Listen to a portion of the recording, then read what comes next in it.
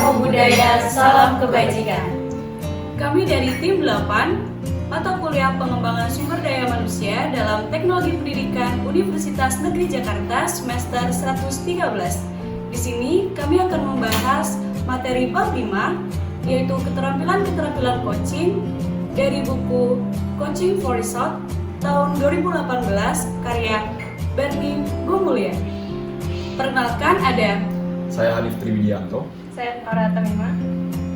Saya Farah Uliabas. Saya Aula Fauzia. dan saya sendiri Kalisa Salsabil. Ini video kami. Selamat menyaksikan.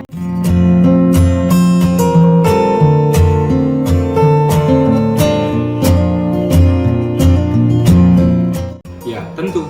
Selama proses coaching, coach harus memahami hal yang tidak diungkapkan oleh coachee. Semua dimulai dari kita mendengarkan apa yang coachee sampaikan. Mendengarkannya adalah kunci utama agar komunikasi antara coach dan coachee berjalan efektif. Terus bagaimana cara kita mendengarkan? Nah, kita harus memiliki niat yang tulus dari apa yang disampaikan oleh lawan bicara. Kuncinya adalah membuat kita sepenuhnya mendengarkan lawan bicara, meninggalkan persepsi sendiri, dan membuka hati untuk orang lain. Seperti merasakan apa yang mereka rasakan. Berempati ini membuat kita ikut merasakan, memahami, dan berpikir dari perspektif orang lain. Nah, ada 4 jebakan yang dapat menghambat kemampuan kita saat mendengarkan orang lain. Yang pertama, menasihati.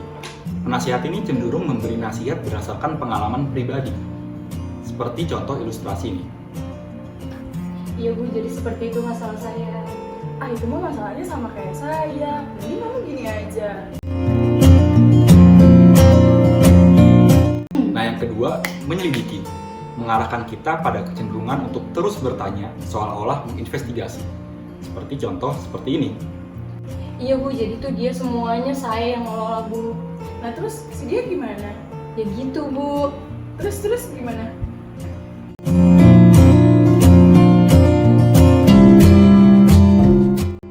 Yang ketiga, menafsirkan.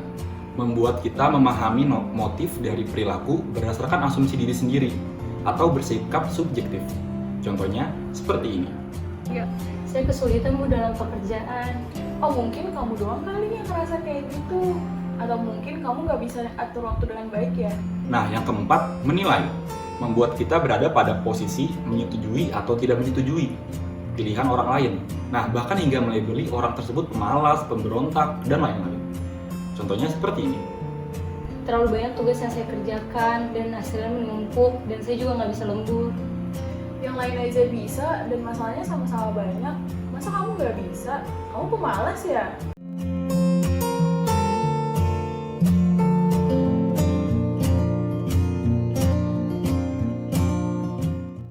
Coach tentunya harus mencoba memahami hal yang tak dapat diungkapkan pada saat proses coaching. Setelah sebelumnya kita memahami mendengarkan adalah kunci utama komunikasi, selanjutnya kita harus memahami bahwa seorang coach harus dapat memahami hal yang tak dapat diungkapkan oleh coachee. Seperti membaca pikirannya. Oh tidak, kita bukan cenayang. Terdapat teori-teori yang dapat kita pahami, yaitu menurut penelitian Profesor Albert Mehrabian, apa yang kita dengar tidak hanya ditentukan oleh perkataan orang lain. Hanya 7% yang dapat kita terima dari kata-kata, lalu sisanya didapat dari mana? 38% dipahami melalui nada suara atau intonasi, dan 55% oleh bahasa tubuh atau non-verbal communication. Sebagai contoh, ketika seorang menanyakan kabar kepada orang lain, "Loh, apa kabar?" dan lawan bicaranya menjawab dengan nada yang sedih, Baik. akan bermakna berbeda dibandingkan ketika lawan bicaranya menjawab dengan nada bersemangat. "Loh, apa kabar?" Baik kok. Pada proses coaching, nada suara seorang coach sangat mempengaruhi kelancaran komunikasi. Nada suara coach yang ramah membuat coachee lebih mudah membuka dirinya. Sebaliknya, suara yang keras dengan nada yang pendek membuat coachee seakan sedang diadili. Apalagi ketika coach mendominasi pembicaraan, alih-alih memahami masalah, coachee justru akan merasa tertekan selama proses coaching berlangsung.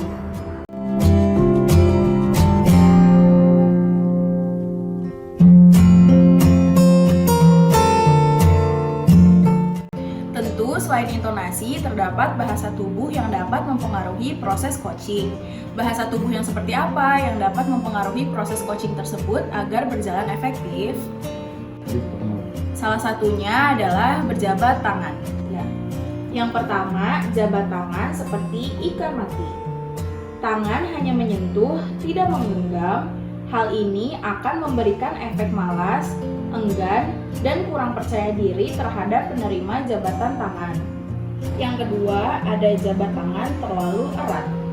Tangan menggenggam kencang, membanting, lalu menggoncangkan tangan lawan bicara, yang seperti ini memberi efek menakut-nakuti.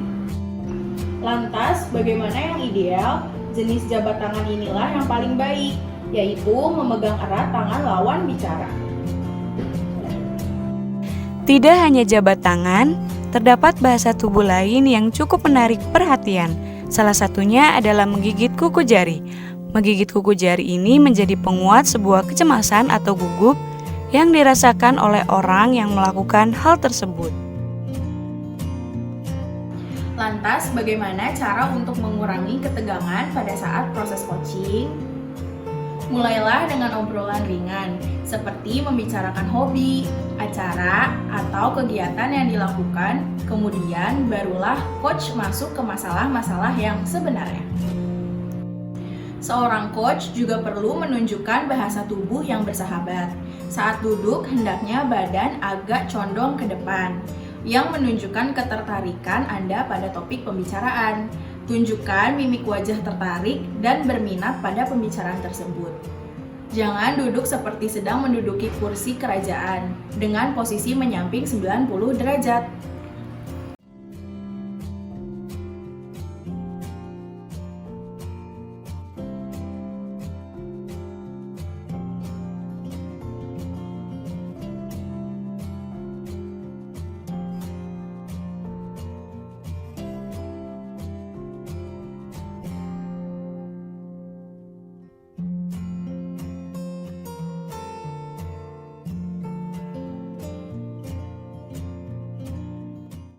Secara singkat, bahasa tubuh dapat dirangkum dalam sebuah akronim atau singkatan SOFTEN.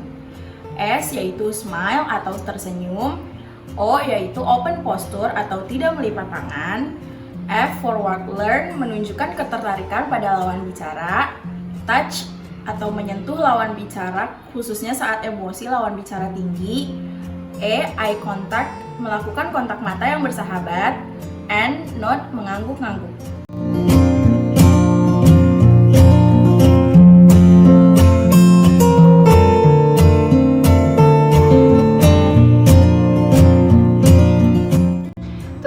Seorang coach harus bisa memberikan umpan balik yang efektif. Umpan balik yang efektif harus bisa dimengerti, diterima, dan ditindaklanjuti oleh penerimanya. Nah, umpan balik yang efektif itu memiliki ciri 4S, yaitu seimbang, spesifik, suri tauladan, dan segera. Pertama, seimbang. Umpan balik harus diberikan secara seimbang, yaitu antara pujian dan kritikan. Setiap kritik yang akan dilontarkan harus dibuka oleh sebuah pujian yang menyenangkan. Analogi kritik dan pujian itu adalah seperti gas dan rem. Gas berfungsi mendorong perilaku, sedangkan rem menghentikan perilaku. Daripada terus-menerus mengkritik, lebih baik kita menyeimbangkan umpan balik negatif atau kritik dan positif atau pujian, karena terlalu banyak teguran pun akan membuat karyawan nantinya akan mendendam dan pada suatu titik akan melawan. Yang kedua, spesifik. Ketika kita ingin memberikan masukan atau kritikan, harus dijelaskan dengan sejelas-jelasnya. Daripada hanya mengatakan tidak menyukai kinerja karyawan, akan lebih baik dan bermanfaat jika menjelaskan posisi kinerjanya dengan membandingkan pada tolak ukur tertentu, sehingga nantinya karyawan juga bisa mengetahui apa yang harus mereka perbaiki. Yang ketiga, suri tauladan. Bila akan memberikan umpan balik, seorang coach harus terlebih dahulu menjadi teladan. Jangan sampai nantinya coach memberikan umpan balik untuk hal yang belum pernah dilakukan. Apabila hal tersebut terjadi, seorang coach akan kehilangan kredibilitas. Jika coach dianggap tidak kredibel, orang lain tidak akan mendengarkan dan percaya. Bisa jadi juga coach akan dilabeli hanya pintar berteori. Yang keempat, segera. Jangan sampai peninjauan suatu kasus ditunda hingga puluhan hari. Semakin lama kasus diungkap, semakin kecil efek jera yang ditimbulkannya.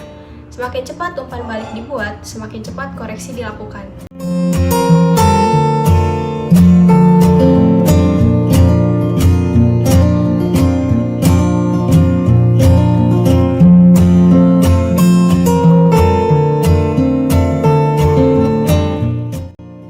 Ya, tentu saja agar proses coaching berjalan lebih maksimal dan coach menerima banyak informasi. Seorang coach harus menerapkan keterampilan bertanya, membuat pertanyaan terbuka agar coaching memberikan informasi yang memuaskan.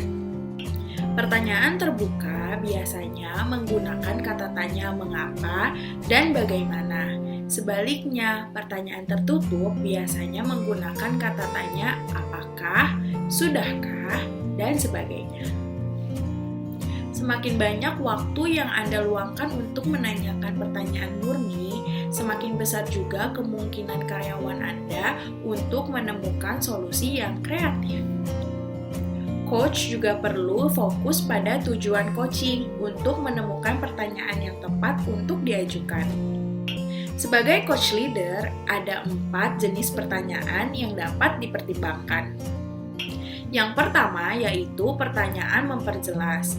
Jenis pertanyaan ini pantas ditanyakan ketika seorang coach menjelaskan sesuatu terlalu cepat.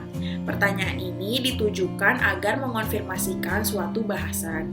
Pertanyaan ini juga berfungsi agar coach tidak asal mengambil asumsi atau kesimpulan.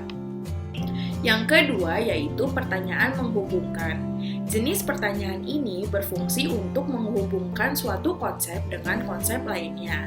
Tujuannya agar kita mendapatkan pemahaman yang lebih luas. Yang ketiga adalah pertanyaan menyalurkan. Jenis pertanyaan ini bertujuan untuk memasuki lebih dalam permasalahan agar kita dapat memahami bagaimana sebuah jawaban bisa muncul. Dan yang keempat adalah pertanyaan mengangkat. Jenis pertanyaan ini agar kita bisa melihat secara luas lingkup permasalahan. Istilah yang tepat seperti zoom out, menyorot gambar yang lebih besar agar menemukan kesempatan yang mungkin dapat dimaksimalkan.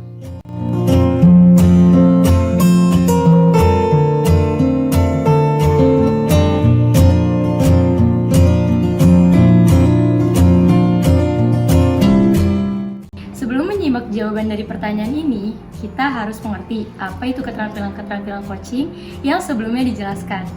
Keterampilan mendengar, memahami hal yang tidak dapat diungkapkan, memberi umpan balik, dan bertanya.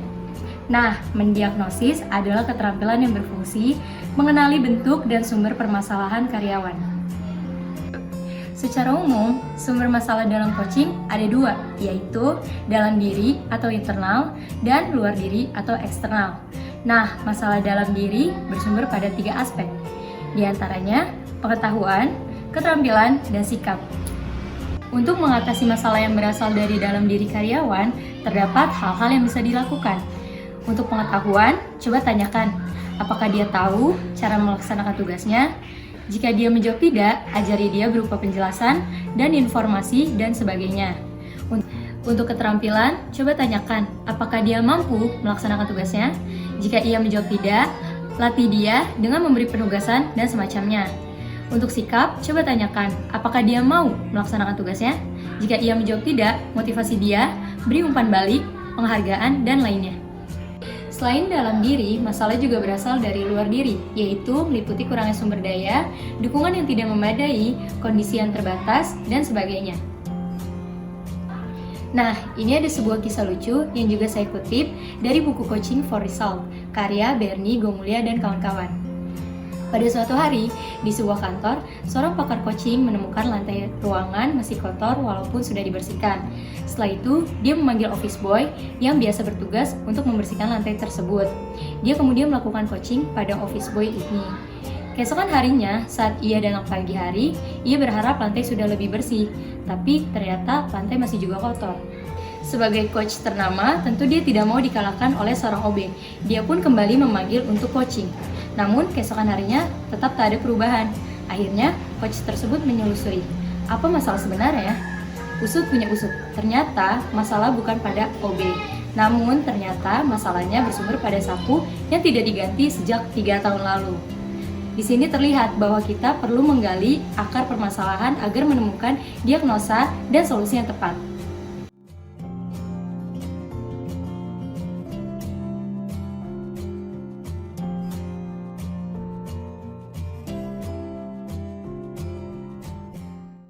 Pertama, keterampilan mendengarkan.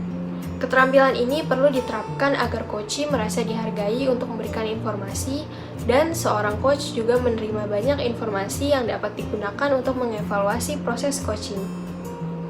Kedua, keterampilan memahami hal yang tak dapat diungkapkan. Ketika seorang coach sudah menerapkan keterampilan mendengar, selanjutnya coach harus juga memahami bahasa tubuh dan intonasi seorang coachee.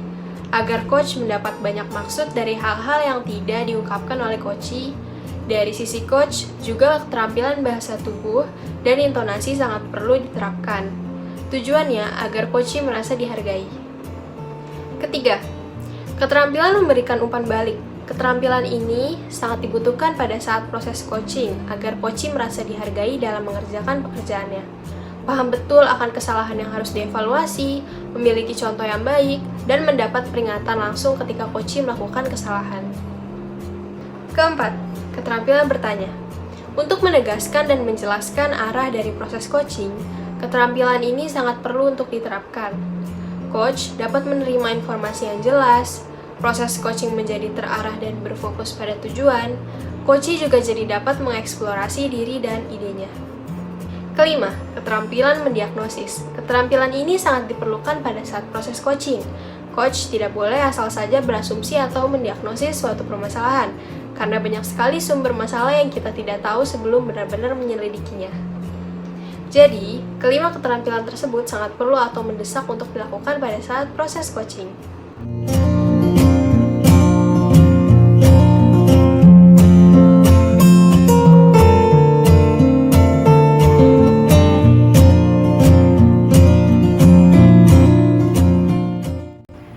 Nah, ini yang menjadi pertanyaan. Ketika kita tidak melaksanakan keterampilan tersebut, dampak negatif apa sih yang akan terjadi? Yang pertama, jika kita tidak mendengarkan dengan berempati, seorang coach akan terjebak pada diri sendiri. Mengapa? Karena secara psikologis, manusia itu cenderung menyaring apa yang didengar dengan saringan masa lalu. Jadi, menghubungkan apa yang ia dengar dengan jawaban berdasarkan pengalaman pribadi. Hal ini tentu akan mempersulit proses coaching. Nah, yang kedua, jika kita tidak mengamalkan keterampilan memahami hal yang tidak dapat diungkapkan, proses coaching tidak akan berjalan dengan maksimal. Sebab, jika seorang coach hanya memahami perkataan coachee, tidak intonasi dan juga gerak tubuh, coach hanya mampu menerima informasi sebesar 7%. Dikit banget kan? Nah, selain itu, di pihak coach, jika coach tidak menunjukkan gerakan tubuh yang seakan terbuka akan percakapan, coachee tentu akan tertutup dan tidak ingin menceritakan permasalahannya dengan jujur dan terbuka. Nah, yang ketiga, jika seorang coachee tidak menerima umpan balik yang membangun dari coach, coachee akan merasa cemas dan takut untuk melakukan sesuatu karena selalu dikritik. Tidak diimbangi dengan pujian yang membuat coachee bangkit dan berani melakukan sesuatu. Coachee juga akan merasa bingung karena feedback yang diberikan tidak spesifik dan atau seorang coach tidak mencontohkan sesuatu yang seharusnya dilakukan. Nah, selain itu, coachee akan merasa dirinya tidak bersalah jika dikritik segera. Yang keempat, jika seorang coach tidak menerapkan keterampilan bertanya, coach akan buta akan informasi. Buta akan informasi berarti buta akan permasalahan yang ada. Sebab, jika pertanyaan yang diajukan sekedar pertanyaan tertutup, coachee tidak akan mengeksplorasi ide dan dirinya. Akhirnya proses coaching akan terhambat. Yang kelima, jika seorang coach tidak memiliki keterampilan mendiagnosis, seorang coach akan terjebak pada masalah-masalah yang sama, atau justru seorang coach akan secara sembarang mendiagnosis sesuatu hal. Hal ini tentu akan membuat proses coaching tidak membuahkan hasil yang memuaskan. Itu saja materi yang dapat kami presentasikan. Terima kasih telah menyaksikan. Wassalamualaikum warahmatullahi wabarakatuh. Shalom, Om Santi Santi Santi Om. Namo Buddhaya, salam kebajikan.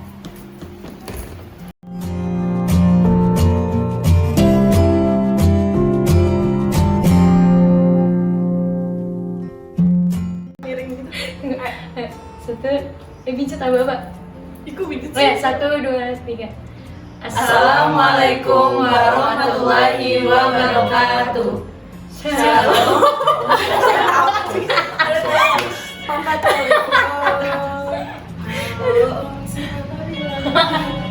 Saya Hanif. Ini turun gak sih? Karena dia lupa, ada turun, makanya gue turun pelan-pelan. Tapi ya udahlah, fokus. Bener, gue gini, ada kayak gini. Terus gue ngeliat dari sini. Ya, Ulang apa enggak? ulang. Ini perkenalan namanya panjang apa pendek? Iya dong. Perkenalan aja ya. Iya. Nama panjang ya? Nama panjang siap. Lu bentar, bentar. 1, 2, 3. Jadi gue seperti itu masalah saya. Kurang kencang lagi. Baru mau nanya. Lain? Lu, apa kabar? Udah tidak terang. Lu udah dulu. 1, 2, 3. Gue udah ketahuan. Enggak. Dalam ilmu pendidikan. Dalam. Di sini kami akan membahas materi terkait bab 4. Jangan salah. Oke. Ya. Sebenarnya apa sih? 1.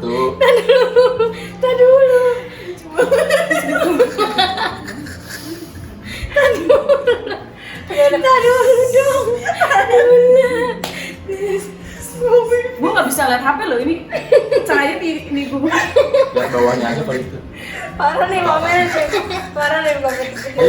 Iya. Ayo. 1. Astagfirullah.